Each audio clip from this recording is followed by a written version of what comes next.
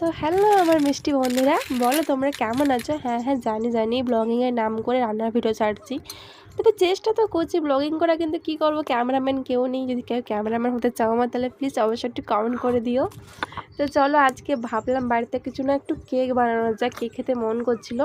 তো তাই জন্য দুটো 10 টাকার দামের, মানে 5 টাকা 5টা, দুটো 10 টাকা বিস্কুট প্যাকেট নিয়ে এসেছি। সাথে করে যে সাথে ক্রিম থাকে নি, ক্রিমওয়ালা বিস্কুটগুলো, সাথে ক্রিম আলাদা করে বিস্কুটটা গুঁড়ো করেছিলাম। তো সাথে হালকা দুধ জাল করে রেখেছিলাম, ওই দুধটা ঘন করে বিস্কুট যে গুঁড়ো করেছিলাম ওটা পাতলা, বেশি পাতলা করবো না, জাস্ট একটু ঘন মতো একটু ব্যাটার করে নেবো। সাথে ক্রিমটা যাচ্ছে ওটা দুধের ভিতরে মিশিয়ে দেবো। জানি চিনি গুঁড়া করতে হতো, কিন্তু বুঝতে পারি না আমি, তো চিনি গোটাটা দিয়ে দিয়েছি। আর সামান্য 1 চামচ মতো একটু বেকিং সোডা দিয়েছি, আর কিচ্ছু দিইনি গাইস, জাস্ট অল্পের মধ্যে কেকটা বানিয়েছি আর কি। তো ওই যে দেখতে হচ্ছে ক্রিমটা, এই ক্রিমটা আমি ভালো করে নাড়িয়ে ওই বিস্কুটটাতে দিয়ে দেবো। তো দেওয়ার পরে ভালো করে নাড়িয়ে তো ঘন করে নিতে হবে। ঘন করার পরে একটা টিফিন বক্সে আমি একটু সামান্য পরিমাণ ঘি দিয়েছি, তারপর একটু একটা খবরের কাগজ দিয়ে দিয়েছি। তারপরে এই যে কেকের যে ব্যাটারটা করেছি না আমি, জাস্ট কিছু না, যদি শুধু একটু সোডা, বেকিং সোডা আছে, একটু চিনি আছে, আর এই বিস্কুটটাই, আর কিচ্ছু নেই।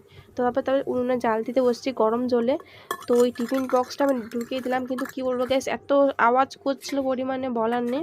তো তারপর যে এভাবে হবে না, এই পাথরটা আছে না, পাথরটা উপরে থালাটা চাপাতে হবে, না হলে হবেই না।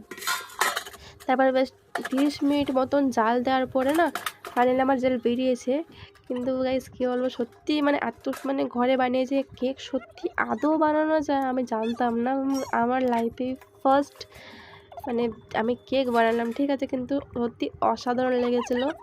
মানে ডিম ছাড়াই একদমই নিরামিষ কেক বানিয়েছি, সবাই খেয়েছিল।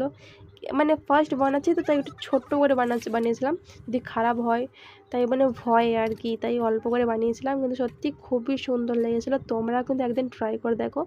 আর এই টিফিন কেটের বক্সটা এত গরম ছিল না, বলার নেই, আমি খুলতেই পারছিলাম। তারপর মাকে ডাকলাম, মা এসে খুললো। মানে ভাবতে পারছো, আমরা যেটা করতে পারি সেটা মায়েরা জাস্ট 2 সেকেন্ডে করে দেয়। তারপরে এইরকম ফাইনাল রেজাল্ট বেরিয়েছে, বেশ শক্ত মতন হয়ে গেছে। বেশ আমি হাত দিয়ে দেখলাম, হাত দিতে কিন্তু বেশ নরম লাগছিলো, যেমন আমি ভাবছিলাম যে হয়তো হয়নি, কিন্তু মা বললো যে না, নরম হলে একটু ঠান্ডায় রাখলে ঠিক হয়, শক্ত হয়ে যাবে। আমি একটু তাই ঠান্ডা হওয়ার পরে আমি বের করেছি, ঠিক আছে। তো এই যে কাগজটা ছিল না, তাই জন্য কাগজটা থাকার ফলে এই যে টিফিনের বক্সটা লাগতে পারেনি চারিদিকটায়, এমনি জাস্ট সুন্দরভাবে কেকটা বেরিয়ে এসছে। তো আমি 10 টাকা দিয়ে একটা ডেয়ারি মিল্ক চকলেট কিনেছিলাম। ডেয়ারি মিল্ক চকলেটটা কিনে আমি গরম যে কেকের যে জলটা গরম ছিল, ওই গরম জলেই চকলেটটা ডুবিয়ে দিয়েছিলাম। তো ওই শক্ত চকলেটটা কি গরম জলে পড়তে কী হয়েছে, নরম হয়ে গেছে। নরম হওয়ার পরে দেখতে পাচ্ছ, এটা কেটে আমি জাস্ট ডেকোরেশনের জন্য একটু করেছি আর কি, দেখতে সুন্দর লাগার জন্য, খেতেও সুন্দর লেগেছিলো। এটা হালকা করে চকলেটটা দিয়ে আমার যে ছুরি ছিল, ওই ছুরিতে করে আমি সাইডে ডেকোরেশন করেছিলাম আর কি। তো সামান্য আমি শেষে কিন্তু কেকে যে ব্যাটারটা করেছিলাম ওটা কিন্তু চিনি পাউডার করে দিয়েছিলাম। তো সামান্য পরিমাণ চিনি পাউডার ছিল, তো চিনি পাউডারটা কিন্তু লাস্টে ব্যবহার করেছি সাদা মতন, ওটা দেখতে খুব সুন্দর লাগার জন্য, আর কিচ্ছুই না গাইস।